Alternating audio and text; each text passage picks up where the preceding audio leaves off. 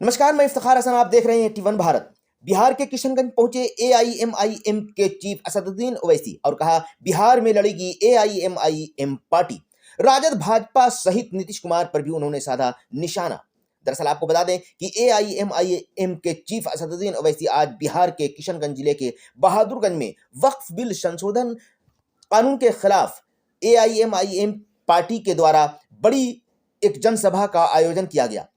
आयोजित सभा में पार्टी सुप्रीमो असदुद्दीन ओवैसी ने केंद्र सरकार के साथ साथ बिहार के मुख्यमंत्री नीतीश कुमार और चंद्रबाबू नायडू सहित चिराग पासवान और राजद कांग्रेस पर भी तीखा हमला किया है।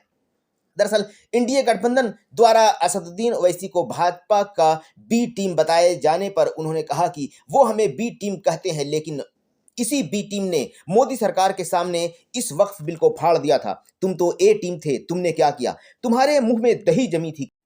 उन्होंने आगे कहा कि हम जिन इबादतगाहों पर अल्लाह अकबर कही है उसे हम छीनने नहीं देंगे। मोदी जी जब तक ये काला कानून वापस नहीं लेंगे तब तक के हमारा आंदोलन जारी रहेगा। असदुद्दीन ओवैसी ने कहा कि नीतीश कुमार, चिराग पासवान और चंद्रबाबू नायडू हमारी वक्फ जायदाद का फैसला नहीं कर सकते। जनसभा को संबोधित करते हुए राजद पर भी तंज कसते हुए ये कहा कि ये बुजदिल हमारे 4 बुजदिल को लेकर गए, हम इसकी 24 लेकर जाएंगे। एक दिन ऐसा आएगा लोग अख्तरुल इमाम और तौसीफ साहब से भीख मांगते फिरेंगे।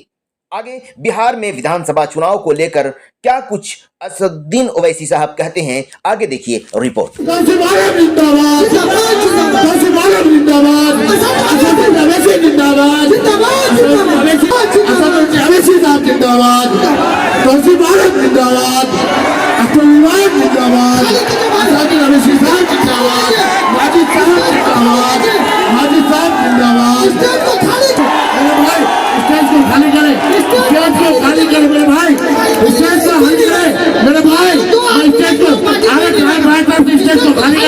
मेरे भाई स्टेज को खाली करें, स्टेज को खाली करें, स्टेज को खाली। आप तमाम हजरात से गुजारिश है कि आप लोग अपने अपने आपके बीच मौजूद हैं। आप तमाम जनताओं से चतुर्वेदी अब्दुल्ला सालिम चतुर्वेदी साहब आप आए, अपने बात को रखिए। अब्दुल्ला सालिम चतुर्वेदी साहब, अब्दुल्ला साहब, आपसे पहले हमारे भाई तहसील साहब से कहेंगे कि आप खड़े होकर के तहसील साहब जो चेयरमैन हम लोग का जिला परिषद के, उनसे पहले आपसे पहले 50% हमारा हिंदू भाई के लिए लागू करो, तब मैं समझूंगा कि हमारे हिंदू भाई का तुम हितैषी हो। आज हिंदू मुसलमान करके, हमारा हिंदू भाई में लड़ाई करके, हमारा हिंदू भाई मुसलमान भाई में आज जंग पैदा कर दिए हो। ऐसा होने नहीं देंगे। हमने कानून का भी नाम सुना था, हमने यजीद का भी नाम सुना था, हमने फिरौन का भी नाम सुना था, हमने गद्दाफी का भी शासन सुन देखा। इसीलिए नरेंद्र मोदी जी, उन लोगों का आज कोबर में हड्डी भी नजर नहीं आता होगा। इसीलिए तुम्हारा भी अंतिम संस्कार होगा। लेकिन ये काला कानून अगर तुम लागू करवाते हो तो हिंदुस्तान का 30 करोड़ नहीं, हिंदुस्तान का 110 करोड़ हिंदू भाई नहीं, बल्कि पूरा दुनिया का लोग तुम्हारे ऊपर थूपेंगे। और ऐसे ही हम छोड़ने वाले नहीं हैं। जब देश आजाद हुआ था तो 65,000 मुसलमानों ने जान गंवा करके हमारा इस देश को आजाद किया है। 14,500 सिख भाइयों ने शहीद होकर के हमारा इस देश को आजाद किया है। 8,500 दलित महादलित भाइयों ने शहीद होकर के इस देश को आजाद किया है। इस काले कानून को ला करके हमारा देश को तुम, हमारा देश का संविधान को बदलना चाहते हो, हमारा देश का नक्शा को बिगाड़ना चाहते हो। जब तक अंबेडकर का संविधान है, तुम किसी का एक बाल भी बेकार नहीं कर सकते। मैं दावे के साथ कहता हूँ, ये कानून लगने नहीं दूंगा। हमारे भाई मेरे साथ है, अब तो मुझे दोगुना ताकत हो गया है। इसीलिए मैं नरेंद्र मोदी जी से कहना चाहूंगा, नरेंद्र मोदी जी, ये कौम किसी से नहीं डरता है। ये कौम का अगर सर झुकता है सिर्फ और सिर्फ अल्लाह के आगे। और मैं यकीन दिलाना चाहता हूं, जो हमारा मुसलमान है वो इसके आगे नहीं झुक सकता है। कौन हमारी मस्जिदों की हिफाजत करने की लड़ाई लड़ रहा है?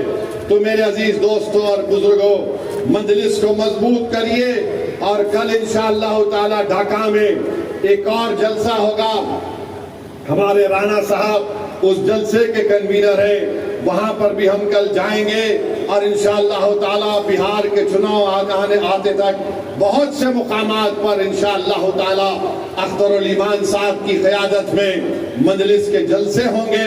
मैं फिर से जनाब तौसीफ आलम साहब का, हमारे उनके भाई का, गुलाम सरवर का और तमाम लोग जो आज मजलिस में शामिल हुए हैं, मैं दिल की गहराइयों से उनका खैर मुकद्दम करता हूं और उनको ये बात बता रहा हूं कि हमारा दिल बिल्कुल साफ है। आप हमारे भाई हैं, थे और हमेशा रहेंगे। यहाँ बहादुरगंज की जनता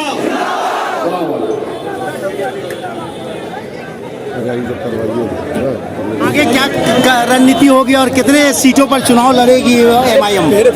हम लोग अच्छे खासे सीटों पर, ज़्यादा सीट पर चुनाव लड़ेंगे और अभी तो हमारा इलेक्शन कैंपेनिंग का आगाज़ हो चुका है जी।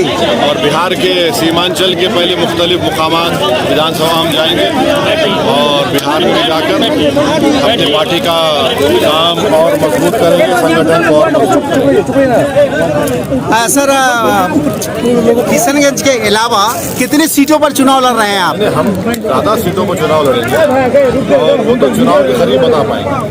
आज ये कोचा धामन से जदयू के विधायक जो अभी जदयू को छोड़ करके पार्टी में शामिल होने की बात कही जा रही है, क्या वो उनको भी शामिल करेंगे? क्योंकि 4 लोग गद्दारी किए हैं आपसे। देखिए इस पर बोलना बहुत जल्दी होगा, मगर देखिए इंशाल्लाह क्या होगा। जी सर, क्या थर्ड फ्रंट के आप लोग अलायंस करेंगे क्या सर? थर्ड फ्रंट का तो तीसरा मोर्चा के अलायंस में जाएंगे या फिर इंडिया के साथ जाएंगे? अभी तो हम अपना ही काम करेंगे, आगे देखिए क्या होगा। बोल दिए, बोले ना आप, बोले।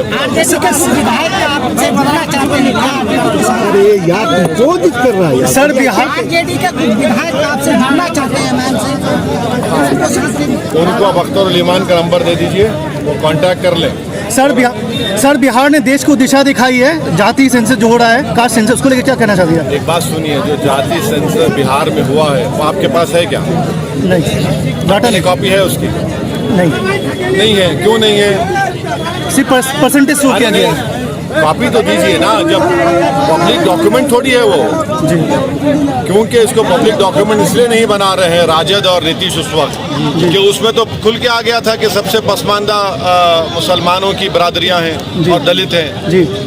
तो ये कौन सा जाति जनगणना हुई और उस पर आपने क्या काम किया? अब जो केंद्र सरकार ने, बीजेपी ने तय किया है, इसका तो टाइमलाइन दे नहीं रहे हैं, मगर कास्ट सेंसस जरूरी है। आखिरी कास्ट सेंसस हुआ तो 1931 में, तो खास तौर से मुसलमानों में जितनी बरादरियां हैं, कास्ट हैं, दलितों में है, अपर कास्ट में है, वो बैकवर्ड क्लास में है, तो मालूम तो होगा ना कि कौन सी कास्ट आगे बढ़ी, किसका हक मारा गया, किसके पास कितनी ज़मीन है, किसको कितनी नौकरी मिली, किसकी कितनी आमदनी है।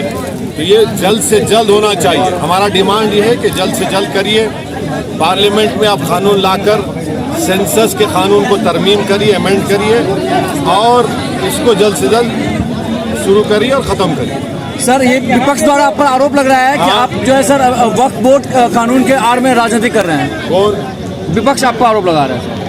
छोड़िए ना, देखिए आरोप जो लगता है ना, सिवाय हमारी बीवी के हम किसी को खातिर में नहीं लाते। चलता है, आरोप लगा रहे हैं, मगर हम ये चैलेंज कर रहे हैं, जितनी बात हम कहें, तुम एक चीज़ बताओ उस कानून में जिससे वक्फ को फ़ायदा हो रहा है। तुम तो वक्फ लूटने के लिए कानून बनाए हो और राजनीति वो नहीं कर रहे। सर, यहाँ के जो कार्यकर्ता पार्टी छोड़ दी है, क्या बोले? कुछ कार्यकर्ता जो है वो नाराज चल रहे हैं MIM से। नहीं, हम उनसे बात कर रहे हैं, उनसे नाराजगी दूर हो जाएगी, फिक्र मत करें। चलिए।